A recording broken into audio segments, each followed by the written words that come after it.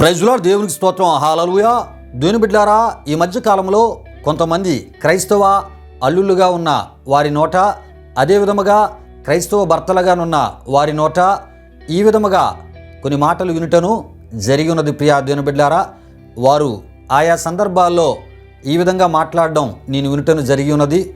మా యొక్క హోంశాఖ మా అత్తగారేనండి, మా హోంశాఖ మా భార్యేనండి అని చెప్పుతూ వారిని మహిమపరచడం, వారిని గణపరచడాన్ని నేను వినడం జరిగినది. ప్రియా దేవుని బిడ్డలారా, అయితే ఇలాంటి వారు యెహోషాపాతు కుమారుడైనటువంటి యెహోరామును గురించి తప్పక తెలుసుకోవాలి. ఈ విషయాలు మనకి దినవృత్తాంతాల 2వ గ్రంథము 21వ అధ్యాయము ద్వారా తెలియపరచబడుతూ ఉంటాయి.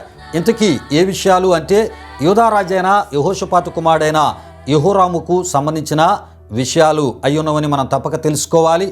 ఈ యెహోరాము ఇశ్రాయేలు రాజు అయినటువంటి ఆహాబు కుమార్తెను వివాహం చేసుకుని ఆహాబు కుటుంబం వలె తాను కూడా దుర్మార్గపు క్రియలు చేస్తూ భక్తిహీనముగా నడుచుకుంటూ దేవునికి కోపాన్ని పుట్టించి దేవుని యొక్క కోపాన్ని చవిచూసిన వానిగా యెహోరామును మనం చూడగలం.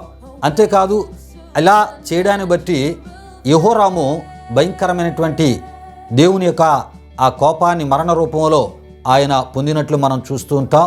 అయితే ఈ మరణము వెనువెంటనే రాలేదు, కానీ అతని పేగులలో ఒక జబ్బు ప్రారంభమై ఆ జబ్బు కాస్త అది తనకెంతో బాధను కలుగజేసి 2 సంవత్సరాలు భయంకరమైనటువంటి బాధను అనుభవించి తదుపరి ఆ పేగులు బయటకొచ్చి ఆయన మరణించి ఉన్నాడని దేవుని వాక్యంలో మనం చూస్తూ ఉంటాం. అయితే సందర్భం మనకు తెలియజేసే హెచ్చరికతో కూడిన ఆత్మీయ సత్యము ఏమిటంటే, మన యొక్క హోంశాఖ దేవుడై ఉండాలి తప్ప అత్తలు భార్యలు అంటే మారు మనస్సు లేని భక్తిహీనమైనటువంటి అత్తలు భార్యలు కానే కాదని మనం తప్పక తెలుసుకోవాలి.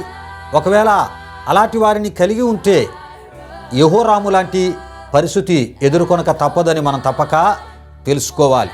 అయితే మన యొక్క యజమానుడు దేవుడై ఉండాలి, మన ఆలోచనకర్త దేవుడై ఉండాలి, మన పోషకుడు దేవుడై ఉండాలి, మన వైద్యుడు దేవుడై ఉండాలి, మన యొక్క సలహాదారి దేవుడై ఉండాలి, మన యొక్క సమస్తము దేవుడై ఉండాలి. అప్పుడే రాజు అయినటువంటి దావీదు వలె మంచి ఆశీర్వాదాలతో మంచి పరిస్థితుల నడుమ మంచి ముగింపును మనం మన జీవితాల్లో పొందగలం. ఆమేన్.